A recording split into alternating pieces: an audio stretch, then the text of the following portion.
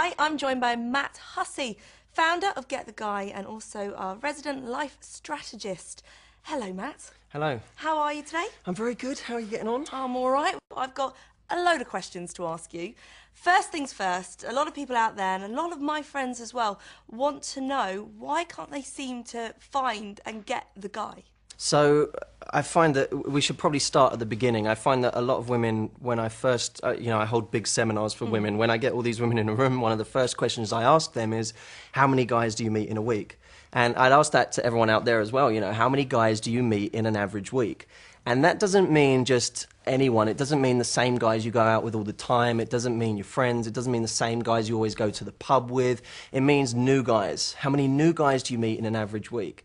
Now, I can tell you firsthand that the women that I usually ask this, when I ask it, 99% of the room put their hand up and say it's between 0 and 3. You would make one for this week so far. Right, I'm the first. That's great. I feel very privileged.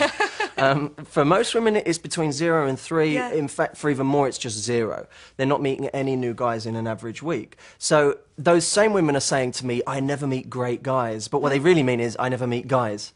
And we can start worrying about meeting great guys once we start worrying about just meeting guys. And if you imagine, let's say you want to meet this many guys that you really like. Yeah, okay. How many do you think you would have to meet in order to meet this many guys you really like, if you were to expand my hands? Well, probably quite a lot. If I'm totally honest, I would need to meet a lot of men to find the really, really good ones. Yeah, you probably have to meet this many to meet this many you really liked. Yeah. Now, this many you really like, to meet this many that you think, you know what, I could really spend my life with, or I could have an amazing relationship with, you know that it's going to be, to this many great guys, it's going to be this many that you feel like you could actually spend that much time with, or you could really have a solid relationship with. Yeah. So we know to meet that guy, you've got to meet this many. And for most women, they're just not doing that. Now, we can get strategic about it, and we can talk about that later on. But what's really important is that we start saying, okay, how do I get out there and meet more people? For most women, I mean, how proactive would you say the average woman is when she's actually out? Do you know what? I think we're all the same. We socialise with our girlfriends. That, I would say, is you would meet other men. Not really the cinema, shopping you might look. I've been known to go to a supermarket and have a little look around me at the same time, but that's it. Yeah, yeah. That's me being proactive. I find that when people do come to me for coaching, there are two types of women generally. There are the type that are out and about and they're social, and there are the type that aren't out at all. Right, and, when they're on a Friday or Saturday night, they might be in with their girlfriends or their family or whatever, but they're in. They're not out there. They're watching their favourite TV programme, or they're working so hard in the week. There's a lot of career women who are working so hard that by the time they get to the end of the day, they're tired. They don't want to go out. They don't want to do things. And then by the time they're so busy in the week, they don't plan their weekends properly. So when it gets to a weekend, there's nothing going on. Now, the other type of woman says to me, well, I do go out. I'm out all the time. I go to restaurants, I go to bars, I go to clubs, I go to all these places. I never meet the guys that I really want. And when I actually start to look at what they look like when they go out, generally their night looks something like this. They go out with their girlfriends, they go out with a few of them, they chat, they catch up, they talk about stuff, probably the same stuff they talked about the week before. No, always different, Matt. And they don't really meet anyone unless some guy has the courage to come up to them. And I think I always talk about in my seminars, we have two options. We either wait or we create. That's it. Life is kind of as simple as that. I think life isn't always easy, but it can be quite simple when you think about it like that. Am I waiting right now, or am I creating? And for a lot of women, when they go out, they are inherently waiting for something to happen. So does that mean they can approach the man? If they see that man, they can go right up to him and talk to him? I know that concept scares a lot of women. Oh, yes. And there's a big reason for that. As we develop differently as men and women. Culture develops us differently. Men grow up feeling like it's their job to go and do the chasing. That doesn't mean we're good at it, by the way. That doesn't mean we actually learnt how to do that properly. It just means we feel like it is on some level our job to do that, which usually leaves men feeling extremely insecure when they grow up and they can't do that and they're not very good at it. But on the other hand, women tend to grow up feeling like that's not something that they should do, that they shouldn't make the first move, they shouldn't be proactive, they shouldn't approach guys because on some level, what would you be if you were a woman that... No, you, and I'm the same with my girlfriends. If you approach a guy, then you're coming across like you're a little desperate. That's right. Like, you That's do. right. I think a lot of women think exactly the same. Yeah, if I were to approach a guy, I would come across as needy or desperate, or, you know, and Yeah. those are all associations no woman wants to have. So they don't do it. So they hang back, and they tend to play hard to get. Oh, yeah. That's... Now I think back, yes. Yeah, it's like a classic concept, you know, play hard to get, don't show too much interest, hang back and wait for something to happen. And it's a game that keeps you quite protected. Yeah, You know, it means you're never going to get rejected really, because you're never really putting yourself out there, unless, you know, what a lot of women I know tend to do is they wait until they are absolutely 100% confirmed that the guy likes them, and then they might let their guard down, then they might show that they like him back, and it's a waiting game again. So what I teach at Get the Guy is that women have to be proactive to go and do things, but they have to do it in the right way. So I want to give you an example. If you imagine, let's go way, way, way back when a woman might classically walk past a guy, drop a handkerchief in front of him. Way back. Way back. My youth. Really? Wow. Okay. So she would drop the handkerchief. Yeah. She would walk past him, and she'd keep going. And of course, the guy would see the handkerchief, and he'd think, "Oh, this is a great opportunity to be a man." Yes. Grab this Yes. handkerchief and walk it back over to her. So he picks it up. He walks it over there, and he gives it back to her. And they start having a conversation. He says, "Ma'am, you dropped this." And then they start having a conversation. That would be right? easy if we Now, could do that now. The brilliant thing about that is the guy thinks he did that. When he goes up to the woman, he thinks, "I made the move there. I made that happen." And every guy on some level wants to feel like there was some special thing that I did in order to get this woman. And unfortunately... It's all us. Unfortunately, he didn't make the first move. She did. Yeah. She chose him. She selected him. And I don't know when women stopped doing that, but they did at some point. Because there are so many times when women they're not selecting the guys they want anymore. And that's not how women shop. You know, women will go out, if they want a dress, they go out and they find the dress they want. They look through the racks, they pick one, they try it on. If it doesn't fit, they throw that away, they try on another one. And they find the one they want. Imagine if women went about men a little bit more like that. So, okay, I've approached the man. What do I do then talking-wise? Because I have a bit of a bad habit. When I'm a bit nervous, I always try to crack too many jokes. And I'm really not that funny sometimes. So when I look can't back, believe that. it's I don't believe it's a that. nightmare. But that's me. Some women would be maybe a bit shy. What do you do? And also, if you want a relationship, there's a lot of questions, I think. If you want a relationship, you can't talk about that straight away, but surely the guy needs to know what you want early on. I think that the hard thing about all of this is women are being bombarded with different bits of advice all of the time. You know, one piece of advice is saying approach, another one says don't dare make the first move. Yeah.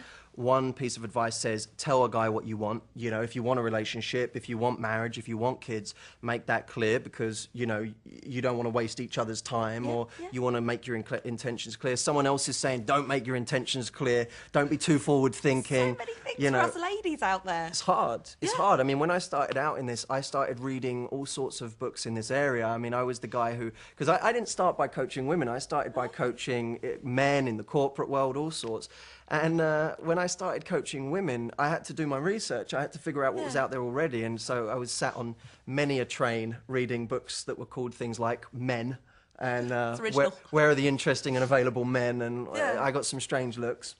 But I remember during that time reading all of this just complete nonsense about what worked. And I knew what worked because I'd coached over 5,000 men in their relationships, in their love lives, and I'd learnt what they wanted. I'd learnt what made an interesting conversation for them, why they went on a date with this person instead of that person, why they found this woman sexy and this woman was just nice, why they committed to this woman, and why they just had a relationship with this woman for 7 years, even though they had no intention of marrying her ever, why they'd lose this woman because of the whole commitment argument, and then 1 month later commit to someone else who they just met. You know, so many questions. That's right. You can answer for us ladies here. There are so many. They don't come from opinion, they come from experience. You know, once you've worked with that many people, you'd have to be a moron not to have seen the patterns there. So, you know, one of the things we actually developed was a DVD that actually covered all this stuff. You know, that went through from start to finish how you do this, because it's not enough to say to women, just approach. You know, you can't say, well, you know what, you can approach a guy, because the next question is, well, how? Yeah. You know, what do I do next? Okay, so I see a guy over there. I see a guy I'm really attracted to. Yeah. How am I actually going to go over there and really make something happen? Yeah. And that's the hard part. The hard part isn't doing it. The hard part is knowing what to do. Most women don't have a roadmap for these things. In the same way that, you know, you talked about when you're going up to a guy and you want to have, let's say you have approached him, the next step is, well, how do I avoid those awkward silences? How do I make sure that we have a great conversation? Yeah. And so we have a whole formula that we teach for actually having fantastic conversations, having compelling conversations. And of course, the next step is not just having a great conversation, but how to have a conversation that actually creates sexual tension. See? Every woman has been in a situation with a guy where she's been talking. Yeah. He's been talking. And it seems okay. They're still there and they're still talking. And anyone looking in from the outside would say, wow, that's going well. Yeah. But you know that there doesn't seem to be that tension. It's like, it's kind of a nice conversation. And you don't want another best friend, really. That's right. You're not out on the hunt for that. You don't need another friend. So nice is a word that you never want used in dating and relationships. It's, you know, maybe like, you know, maybe generous, funny, playful, you know, an amazing person, an exciting person, but you never want that nice. You never want nice. And too many people have conversations that are nice and they never go anywhere. So they wonder why, even though they exchanged details and the guy asked for their number, why that guy never followed up, why he didn't want a date, or why he went on one date and then didn't want to take it any further. And that puzzles a lot of people because they think, well, he came on this date and now it's not gone anywhere, so why is that? And of course, it doesn't always mean that you did something wrong in that moment. It could mean that you've been doing something since the first time you met him, or haven't been doing something rather. So a lot of people just aren't creating that tension that most guys will carry on. They will want date 2 and date 3 and date 4 and a relationship if they're always intrigued. And their intrigue is almost like another word for attraction, because we want to go on a date with someone when we're intrigued by them, when there's something about them we can't quite place, or we find something exciting or interesting about them. That's when we want that date. That's when we want a relationship with someone, when we just see it getting better and better and there's just more and more to discover. The problem is that most women, when they do have dates, they don't do that. They don't create that effect. And essentially that's what we do on this DVD. You know, we show women how to, through every stage, go through and make sure that it just keeps getting better and better and the guy wants to keep going. That's why we have 3 sections to the DVD, because we have find, get and keep the guy. Now, when I started researching this area and the more I started to coach in it, the more I realized that most of the problems that women had in these areas fell into 3 distinct categories. They either weren't finding guys that they really liked, you know, they weren't finding the guys that really drove them crazy, that they wanted to go out with. They just met the wrong guys all the time. So we show you the best places to go on the DVD, where to go and meet the best guys, how to change up your routine so that happens. But of course, the next step is some women know guys that they really like, but they just can't seem to go up to those guys and create attraction. So we show women how to go from literally approaching a guy all the way through to attraction, conversation, dating, and then of course what comes after dating is trying to actually keep that relationship going. Brilliant. You know, trying to make sure that it really goes somewhere. And that's not about, you know, tricks and manipulation. It's about knowing what you normally do to sabotage a situation. Because most people, and guys do this as well, let's definitely not put the blame on women. Guys do this as well, but we're talking about women right now. You know, so many people sabotage their what could be an amazing relationship some way through, either because of insecurities or because of just classic mistakes that all women make. We talk about 5 relationship destroyers, which are the 5 things that women do early on as a relationship might be on the horizon. That completely wreck it before it's even begun. So we outline those so that women can actually avoid those mistakes before they even get there. Yeah, no, absolutely. And that's all in keep the guy. And that's the most important phase, because obviously, you know, if you meet the guy that you really want, the problem with most internet dating and speed dating and dating agencies is that in all of those things, even if you met the perfect guy right now, most people wouldn't be ready for it.